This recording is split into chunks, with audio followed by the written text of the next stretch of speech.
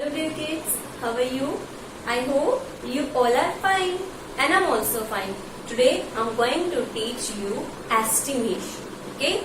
Estimation का means क्या होता है? Estimation means होता है अनुमान. जैसे हम किसी चीज के लिए आपको बोले कि आप किसी चीज को गेस करो या उसका अनुमान लगाओ, ठीक है? तो एस्टिमेशन को हम लोग दूसरे टाइप में क्या बोल सकते हैं? गेस. कि हमें किसी चीज को गेस करना है कि ये चीज कितने के लगभग हो सकती है, अराउंड अप्रोक्सीमेटली जो भी चीजें हैं उसको हम एस्टिमेशन में राइट आउट कर सकते हैं, ठीक है? एस्टिमेशन का मीन्स भी मैंने यहाँ पे राइट कर दिया, अनुमान. ठीक है, अब हम राइट करते हैं कि एस्टिमेशन के थ्रू हम लोग हमारे जो क्वेश्चंस हैं उनको किस तरीके से सॉल्व कर सकते हैं, क्या क्या हम लोग उसके अंदर यूज करते हैं. तो सबसे पहले हम लोग राइट कर लेते हैं यहाँ पे. हमें लाइक गिवन नंबर है, मैंने नियरेस्ट 10 भी आपको राइट करने सिखाए हैं, नियरेस्ट 100 आपको राइट करना सिखाया है और नियरेस्ट 1000 भी आपने राइट करना सीख लिए हैं. तो उसके अकॉर्डिंग हम लोग इसमें सॉल्व करते हैं. लाइक हमें एस्टिमेशन करना है नियरेस्ट 10 के अकॉर्डिंग, ठीक है? हमें कुछ क्वेश्चंस दिए गए हैं. लाइक फॉर एग्जाम्पल आप लोग यहाँ पे एस्टिमेशन की जो डेफिनेशन है उसको इस तरीके से राइट कर सकते हो. एस्टिमेशन मीन्स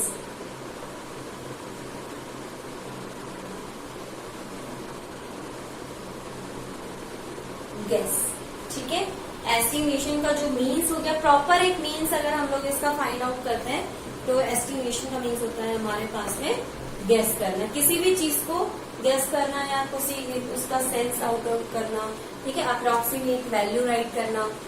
ओके, तो हमें फॉर एग्जाम्पल राइट करना है 64 प्लस 89. इन दोनों को क्या करना है? हमें ऐड करना है.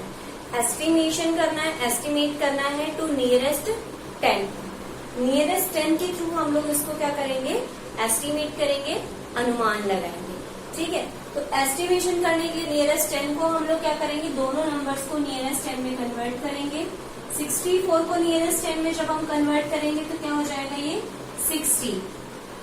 कैसे पता चला आपको? मैं एक बार वापस से रिपीट कर देती हूँ. यहाँ पे ये 5 से कम वैल्यू है ना, तो ये वाली वैल्यू एज इट इज रह जाएगी और ये वाला प्लेस क्या हो जाएगा? 0 में कन्वर्ट हो जाएगा. नेक्स्ट हमारे पास में 89. तो ये कितना है हमारे पास में? 5 से ज्यादा वैल्यू है और 5 से ज्यादा है तो यहाँ पे कितना हो जाएगा? +1. इट मीन्स ये हो जाएगा 90. ठीक है, अब हम 90 प्लस 60 करते हैं. आंसर कितना हो गया हमारे पास में? 150. कितना आ गया हमारा एस्टिमेट जो वैल्यू है? एस्टिमेटेड सम. एस्टिमेटेड सम. एस्टिमेटेड सम कितना है हमारा? 150. हमने वैल्यूज को नियरेस्ट 10 के अकॉर्डिंग क्या कर लिया? एस्टिमेट किया. उसके बाद में हमने इसका सम फाइंड आउट कर लिया. एस्टिमेटेड सम जो है हमारा कितना हो गया? 60 प्लस 90 इज इक्वल टू 150. अब हम इसका एक्चुअल सम फाइंड आउट करते हैं, ठीक है? ये तो हमने एस्टिमेटेड सम फाइंड किया. अब एक्चुअल अगर हम फाइंड करें, एक्चुअल सम, एक्चुअल सम तो ये जो दोनों वैल्यूज हमें गिवन थी इन्हीं को ऐड करेंगे हम लोग. 64 प्लस 89 ऐड करो. 4 प्लस 9 13 प्लस 1 करेंगे हम यहाँ पे कैरी नंबर. 1 plus 6 7, 7 plus 8 15. 153. कितना आ गया? 153. ये इसके अप्रोक्सीमेटली इक्वल है, क्योंकि अगर हम इसको नियरेस्ट 10 के अकॉर्डिंग राइट आउट करते हैं तो ये कितना बनता है हमारे पास में? 150. और ये भी कितना है हमारे पास में? 150. तो ये एक्चुअल जो सम है वो एस्टिमेटेड सम से क्या है हमारे पास में यहाँ पे ज्यादा है. किसी में आपके पास में ज्यादा भी हो सकता है, कहीं कहीं पे आपके पास में जो एस्टिमेटेड सम है वो हमारा स्मॉल भी हो सकता है, ठीक है? तो इस तरीके से हम लोग इसको राइट आउट कर लेते हैं. ये आपका एक एग्जाम्पल होगी कि आपको नियरेस्ट 10 के अकॉर्डिंग इसको एस्टिमेट करना था. क्वेश्चन आपका किस तरीके से आता है? Estimate the sum to nearest. अब नियरेस्ट क्या क्या आपके पास में 10 भी हो सकता है, 100 भी हो सकता है, 1000 भी हो सकता है. तो वो आपके क्वेश्चन पे डिपेंड करता है कि आपको नियरेस्ट 10 बोला जाता है, नियरेस्ट 100 बोला जाता है, नियरेस्ट 1000 बोला जाता है। बाकी जो प्रोसेस होगा हमारा एस्टिमेटेड सम हम इस तरीके से फाइंड आउट करेंगे और जो एक्चुअल सम होगा वो हम इस तरीके से फाइंड आउट कर लेंगे। ठीक है, दोनों सम्स को हम लोग कंपेयर करके यहाँ पे राइट डाउन कर देंगे कि हमारा जो एक्चुअल सम है वो एस्टिमेटेड सम से ग्रेटर है। ठीक है, ये तो हो गया नॉर्मल हमारा जो क्वेश्चन आते हैं। अब हम एक वर्ड प्रॉब्लम भी देख लेते हैं कि इनके अंदर हमारे पास में वर्ड प्रॉब्लम्स भी आ जाती है कई बार। तो वर्ड प्रॉब्लम में यहाँ पे राइट डाउन कर रही हूँ,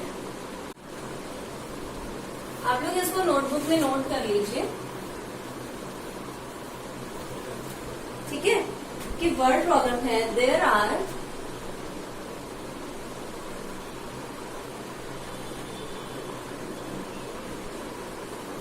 $267 boys and 122 girls in a school.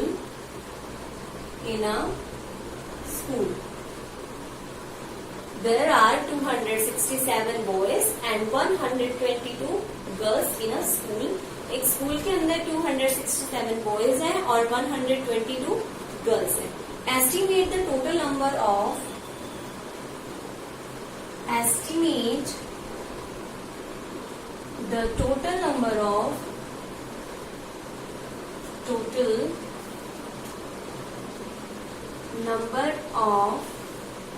students in the school.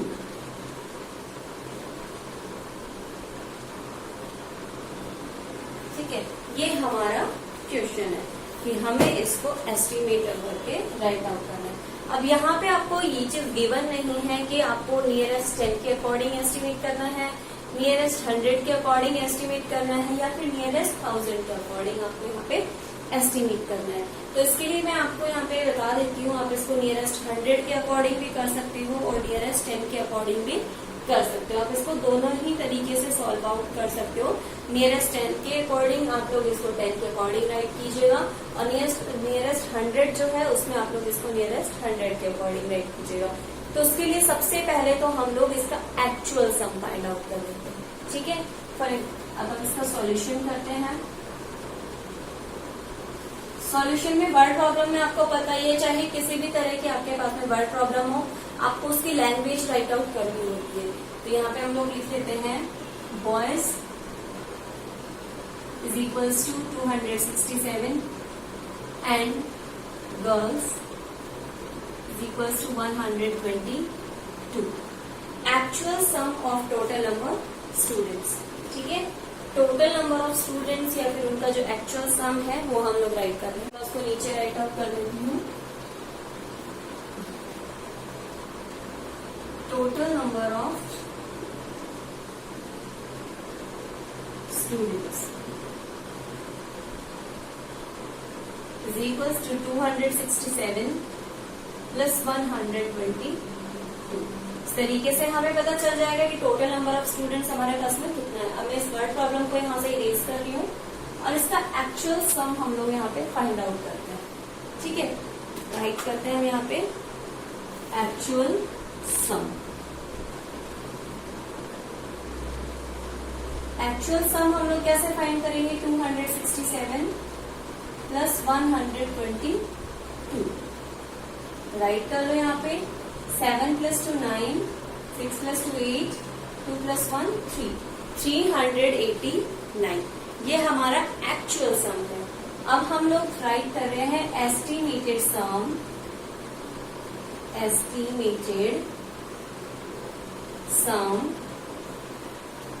To nearest 100,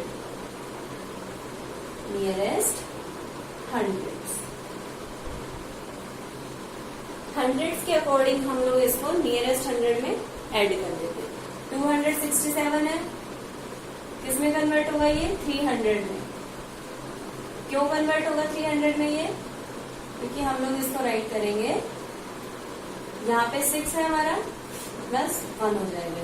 5 से ज्यादा वैल्यू है ना, तो प्लस 1 यानी कि 6 हो जाएगा। और दूसरा है हमारे पास में 122, तो ये वैल्यू हमारी 5 से कम है, इसलिए हम इसको 100 में कन्वर्ट कर देंगे। ठीक है, अब एस्टिमेट कर लो, इनको ऐड कर लो। 300 प्लस 100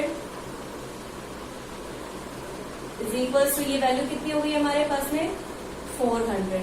एस्टिमेटेड सम नियरेस्ट 100 कितना है हमारे पास में 400। और अगर हम इसको नियरेस्ट 100 के अकॉर्डिंग ऐड करके देखें तो ये कितना बन जाएगा हमारे पास में 400 ही बनेगा, क्योंकि ये वैल्यू हमारी 5 से ज्यादा है।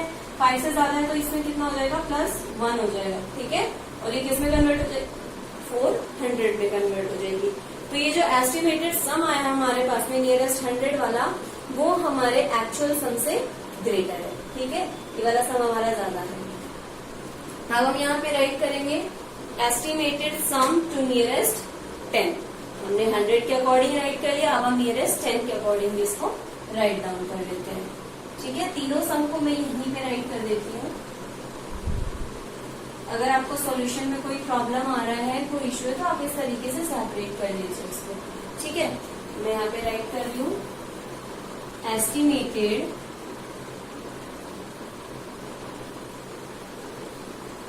सम टू नियरेस्ट 10। नियरेस्ट 10 के अकॉर्डिंग अब हम इसको क्या करेंगे एस्टिमेट करेंगे। तो 267 कन्वर्ट हो जाएगा 270 में, एंड 122 किस में कन्वर्ट हो जाएगा 120। ठीक है, ऐड करो इनको 270 प्लस 120, एडिशन का आंसर कितना आएगा 093 390।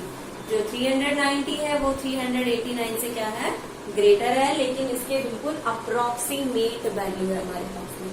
तो हम इनको 3 टाइप से फाइंड आउट कर सकते हैं। नियरेस्ट 10 के अकॉर्डिंग हमने फाइंड किया, नियरेस्ट 100 के अकॉर्डिंग हमने इसको फाइंड कर लिया, और अब यहाँ पे हमारी क्या है एक्चुअल सम है। तो आप इसको नियरेस्ट 1000 के अकॉर्डिंग फाइंड आउट नहीं करेंगे, क्योंकि हमारी 3 डिजिट्स की वैल्यू है।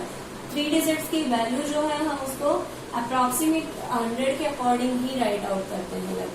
ठीक है, तो आपको ज्यादा इसमें राइट करने की जरूरत नहीं पड़ेगी, आप इसको 2 टाइप से सॉल्व कर सकते हो, 100s और 10s। ठीक है, आई होप आप सभी को ये समझ में आएगा कि किस तरीके से हम लोग हमारे सम्स को फाइंड आउट कर सकते हैं एस्टिमेशन के थ्रू। ये सिर्फ आपको समझाने के लिए था कि एस्टिमेशन आप इस तरीके से कर सकते हो, और वैल्यू कितनी अप्रोक्सीमेट आती है, उसके कितने लगभग आपका आंसर आता है। ठीक है, thank you so much for watching, and if you have any type of queries then ask me in comment box. Thank you.